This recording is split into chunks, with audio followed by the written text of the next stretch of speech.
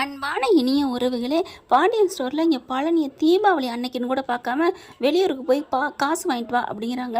அதுக்கு பார்க்குறாங்க, ஏங்க இன்றைக்கி கூட அனுப்பணுமான்னு கோமதி கரெக்டாக தான் கேட்குது. ஏய், நான் போனால் அவன் பணத்தை தராமல் ஆட்டையை கிளிப்பாண்டி, அதனால தான் இவனை அனுப்புகிறேன் அப்படிங்கிறாங்க. சரியான கோவம் வருது சோனியாவுக்கு.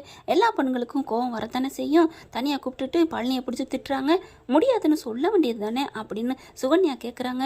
விடு சோனியா, என்ன பண்ண முடியும், மாமா சொல்லல அப்படின்னு கிளம்புறாங்க. அடுத்து கடைக்கு போகிறதுக்கு ரெடி ஆகுறாங்க நம்ம மேடம், நம்ம யார் மயில். ஏமா இந்நேரத்துலாம் போய்கிட்டு, வேணாம் அப்புறம் போய்க்கலாம் அப்படிங்கிறாங்க.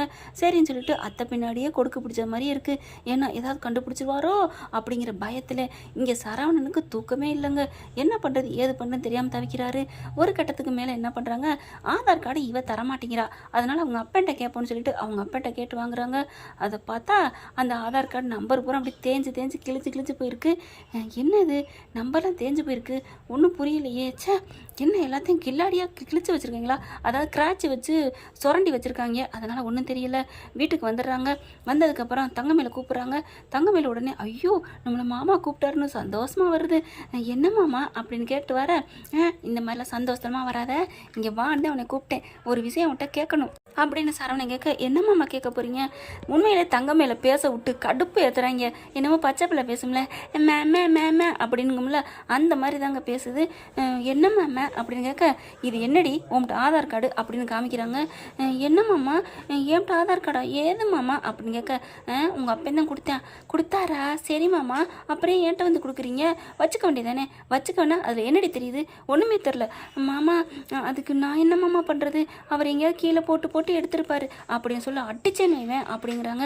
அதுக்கப்புறம் சரி, இப்போ எனக்கு இதில் இருக்கிறதெல்லாம் எல்லாம் டீட்டெயில்ஸ் தெரியணும், அதனால் இன்றைக்கி போக முடியாது, இன்றைக்கி நெட்டு சென்டர்லாம் மூடி இருக்கும், நாளைக்கு போகிறோம், போயிட்டு இதை அப்படியே புதுப்பிச்சு இந்த நம்பரை வச்சு, மாமா அந்த நம்பர் தான் தெரியலையே, லாஸ்ட் 2 நம்பர் தெரியாமல் அழிச்சு வச்சுருக்காங்க, கில்லாடியாக இது பாக்கியாக தாங்க பண்ணி வச்சுருக்கு.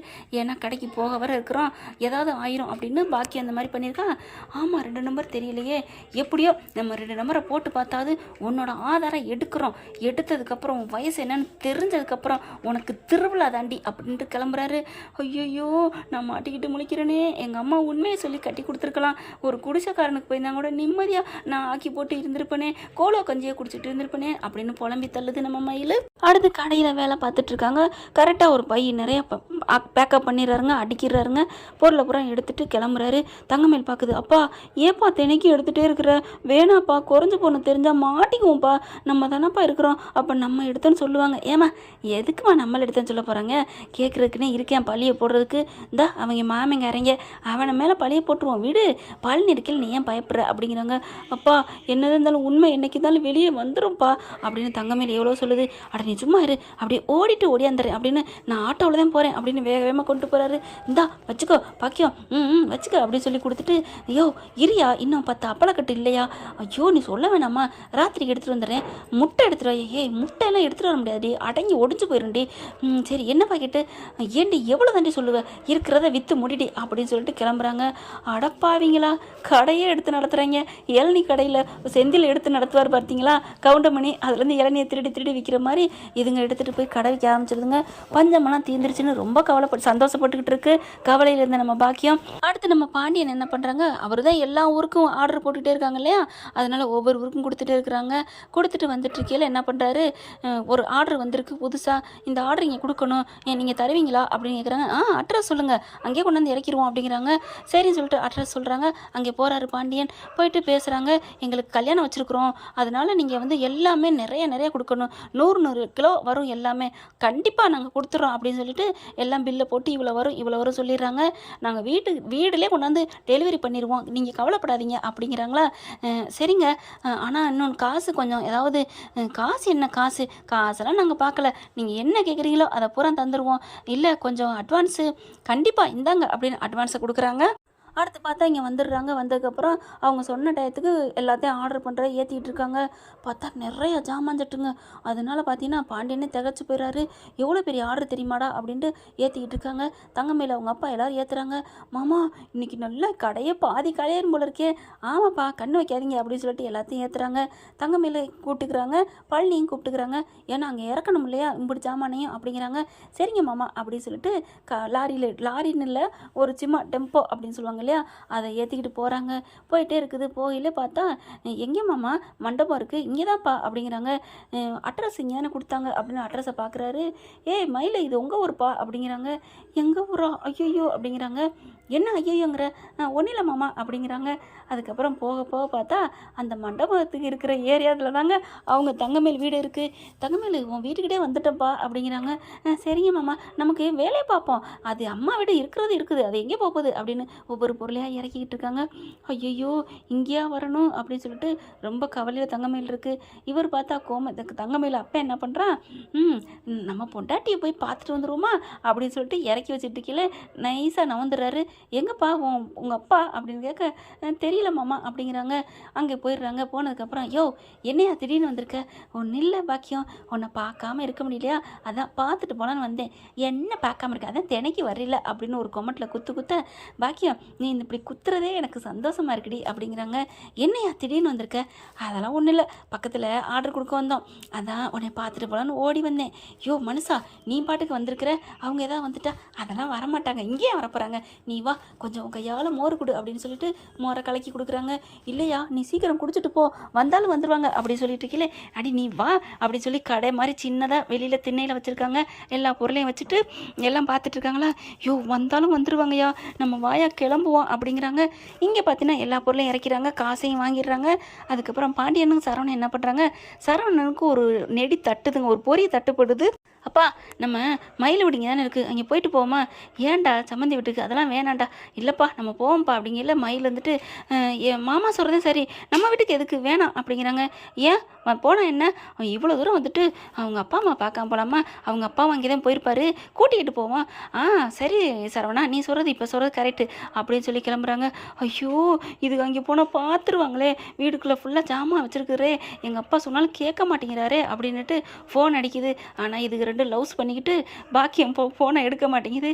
பாக்கியம் நீ எவ்வளோ அழகு தெரியுமா, உன் கண்ணழகு காதலகுன்னு பேசிகிட்டு இருக்காங்க. ஃபோன் அடிச்சுட்டே இருக்குது.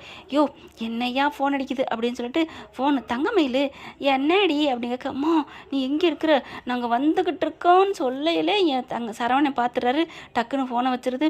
வந்துட்டுருக்காங்க காரில் கொண்டாந்து அந்த டெம்போ கொண்டாந்து நிப்பாட்டிடுறாங்க.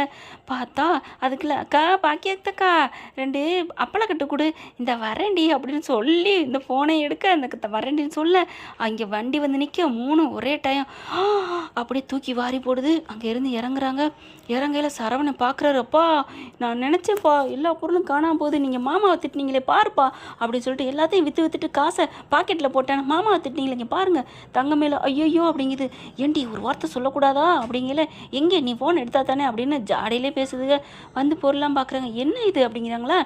இல்லை சம்மந்தி சின்னதாக ஒரு பெட்டி கடை, ஏதோ எங்களால் முடிஞ்ச அளவுக்கு ஒரு 5000 10,000க்கு ஜாமான் வாங்கி விற்றுட்ருக்கோம், அவ்வளோதான் சம்மந்தி அப்படிங்கிறாங்க. அப்படியா அப்படின்னு பார்க்குறாரு. அதுக்கப்புறம் சரவணே என்ன மாமா சொல்லிக்காமல் வந்துட்டீங்க. இல்லை பசிச்சிச்சு, அதை மோர் குடிச்சிட்டு போகலான்னு வந்தேன். பசிச்சா அங்கேயே சாப்பிட வேண்டியதானே, அதுக்கு இங்கே வந்து மோர் குடிக்கணுமா. இல்லை வந்துட்டோம், பொண்டாட்டியை பார்த்துட்டு போகலான்னு வந்தேன்ப்பா அப்படின்னு சொல்ல. இந்த பொருளெல்லாம் எங்கே வாங்குறீங்க, எப்போ வாங்குறீங்க, எல்லாமே நான் தாப்பா போய் வாங்குறேன், ஏன் நம்ம கடையில் வாங்க வேண்டியதானே. நம்ம கடையில் வாங்கலாம், இங்கே கொண்டாந்து போடுறாங்கப்பா, அப்பப்போ வந்து கடை போடுவாங்க. ஆமாங்க மாமா வாங்க நம்ம போவோம் அப்படின்னு மயில் பறக்கிறதுல குறியாக இருக்குது. அதுக்கப்புறம் பார்த்தீங்கன்னா அங்கே அப்பளம் கட்டு வாங்குறாங்க இல்லையா, அப்பளத்தை பார்க்குறாங்க. அத்தாச்சி இந்த அப்பளம் உங்கள் கடையில் வாங்கிட்டு போனேன், நல்லா இருக்குது, நல்லா இனிமேல் நீங்கள் பாண்டியன் அப்பளமே தான் நீங்கள் வாங்கணும்னு எங்கள் வீட்டில் சொல்லிட்டாங்க அப்படின்னு போய் வண்டியில் ஏறி உட்கார போனவங்க என்னது பாண்டியன் அப்பளமா அப்படின்னு திரும்பி பார்க்குறாங்க. ஐயோ போகிறது வெளியில் வீட்டுக்குள்ளே வந்துருச்சே அப்படின்ட்டு. ஒன்றும் இல்லை சம்மந்தி, பாண்டியன் அப்பளம்னு ஒரு புதுசாக வந்திருக்கு அதுதான் அப்படிங்கல. டக்குன்னு எல்லாத்தையும் பார்க்குறாருங்க. பாண்டியன் எல்லாத்துலேயுமே பாண்டியன் ஸ்டிக்கர் ஒட்டியிருக்கு. தூக்கி வாரி போடுது. அப்படியே மயிலுக்கு பாத்ரூம் போயிரும்பளுக்கு நடுங்குது. அவங்க அப்போ அதை விட சம்மந்திங்களா அடைச்சி நீலாம் என்னையா மனுஷன் அப்படின்னு சொல்லிட்டு செம்ம காண்டாராரு. உனக்கெல்லாம் நான் பாவப்பட்டு வேலை போட்டு கொடுத்தா என் வீட்டில் உண்ட வீட்டில் ரெண்டங்க நினச்சியா? இவ்வளோ ஆட்டையை போட்டு பார்த்தா அடுத்தடுத்து கடைக்கு ஆள் வந்துட்டே இருக்குது. அக்கா அவர் என்ன பாக்கெட்டு, அக்கா அவர் ஒரு அரிசி கொடுங்க 1 கிலோ, அக்கா அது கொடுங்க, சேமியா சிப்ஸு அப்படி இப்படின்னு வாங்குறாங்க. ஐயோ சிப்ஸை கூட விடலையா? 10 ரூபாயில் உனக்கு என்னையா லாபம் கிடைக்குன்னு அதை திருடிட்டு வந்திருக்கிற அப்படிங்கிறாங்க. அப்புறம் எனக்கு இந்த பவுடர் கொடுங்க, அது கொடுங்க, இது கொடுங்கன்னு சொல்லி ஒன்றுனா வாங்குறாங்க. ஆக மொத்தம் 30லேருந்து 32 திருடியாந்து சின்னதாக பெட்டி கடை வச்சுருக்க. அப்படியே எனக்கு எதிராக பெருசாக பண்ணலாண்டு. ஐயோ சம்மந்தி அப்படிலாம் இல்லை சம்மந்தி, உங்களுக்கு பெருசாலாம் நான் பண்ண மாட்டேன், அடிச்சேன்னு வைவேன் அப்படின்னு செம்ம காண்டாகிறாரு. சம்மந்தியாக போயிட்டு விட்டு தொலைக்கிறேன் அப்படின்ட்டு தங்கமேல பார்க்குறாங்க. என்னப்பா இதெல்லாம் உனக்கு தெரியுமா? ஆமாம் எனக்கு தெரியாது. அதே எப்படிப்பா தெரியாமல் போகும்? அப்பன்னு மகளும் சேர்ந்தானே அங்கே இருக்காங்க, இவங்களுக்கு எல்லாம் தெரியும். அப்போ ஏன்னா நீ சொல்லலை? நான் சொன்னால் யார் நம்ப போகிறீங்க? அவள் தான் எனக்கு முன்னாடி முந்திக்கிட்டு ஏன் மேலே பழி போட்டாலே. அடச்சி என்ன மனுஷ ஜென்மம். டே இவ வேணாண்டா, இவங்க அப்பனை இவ்வளோ இங்கே இருக்கட்டும் அப்படின்னு 2 பேரும் அங்கேயே விட்டுட்டு கிளம்புறாங்க. நல்ல வேலை இன்னைக்கு பார்த்தோம் அப்படிங்கல சம்மந்தி பின்னாடியே வராங்க. அடப்போ இதெல்லாம் தூக்கிட்டு போகணும். அப்பா ஏப்பா போகணுங்கிறீங்க? தூக்கிட்டு போகிறோம் அப்படின்னு அள்ள போகிறாரு. பார்த்தா எடுத்துக்கோங்க சம்மந்தி அப்படிங்கிறேன் தங்கமேல அப்பேன். ஐயோ நீ என்ன பண்ணுறதுன்னு தெரியலையே. தங்கமேல அழுகுது. பாண்டியன் பார்க்குறாரு. டே விட்றா போயிட்டு போதுடா, தர்மம் பண்ண நினச்சிக்குவோம், ஆனால் எங்கள் வீட்டு பக்கம் காலடி வச்சிடாதீங்க அப்படின்னு சொல்லிட்டு கிளம்புறாங்க. அப்பாடா இப்போ தான் எனக்கு நிம்மதி அப்படின்னு சரவணன் போகிறாரு. இங்கே தங்கமேல் வாழ்க்கை போச்சுன்னு அழுதுட்டு உட்காருது. பாக்கி இருந்துட்டு அதுக்கான கவலைப்படாதடி, மனசை எடுத்துகிட்டு வந்ததுக்கு நான் என்ன பண்ண முடியும்னு ஒரு 10 நாள் கழித்து அவங்க காலில் போய் விழுவான். அதெல்லாம் சரியாக போயிடும், இறக்கப்பட்டு ஏற்றுக்குவாங்கடி. என்ன மாதிரி ஒரு நிலையில் கூட அப்படியே அன்னத்தை தண்ணியும் எண்ணெயும் பிரிக்கும் பார்த்தீங்களா அன்னம், அந்த மாதிரி நம்ம ஆளுங்க பாக்கியத்தோட ஒரு உந்துதல் இருக்குது பார்த்தீங்களா, வேறு லெவல் தான் சொல்லணும். ஆனால் கெட்ட சக்திக்கு பண்ணிக்கிறாங்க, அதுதான் எனக்கு பிடிக்கல. ஓகே ஃப்ரெண்ட், பார்க்கலாம் என்ன நடக்க போகுதுன்னு. இந்த பற்றி உங்களுக்கு பிடிச்சிருந்துச்சுன்னா அவங்க பொண்ணான கையில் ஒரு லைக்கை போட்டு சப்ஸ்கிரைப் பண்ணிடுங்க. Thank you friends.